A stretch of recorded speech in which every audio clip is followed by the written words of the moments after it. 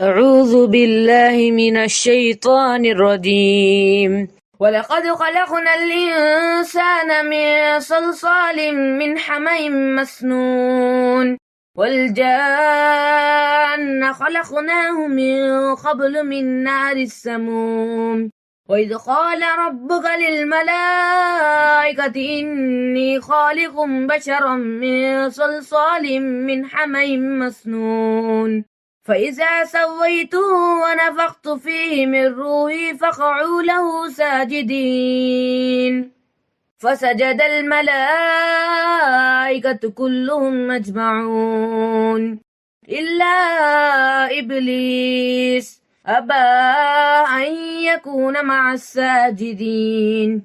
قال يا إبليس ما لك ألا تكون مع الساجدين؟ قال لم أكن لأسجد لبشر خلقته من صلصال من حمإ مسنون. قال فاخرج منها فإنك رجيم وإن عليك اللعنة إلى يوم الدين. قال رب فأنظرني إلى يوم يبعثون. قال فإنك من المنذرين إلى يوم الوقت المعلوم.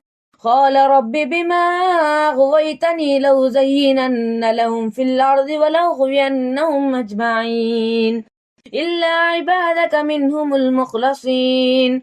قال هذا صراط علي مستقيم.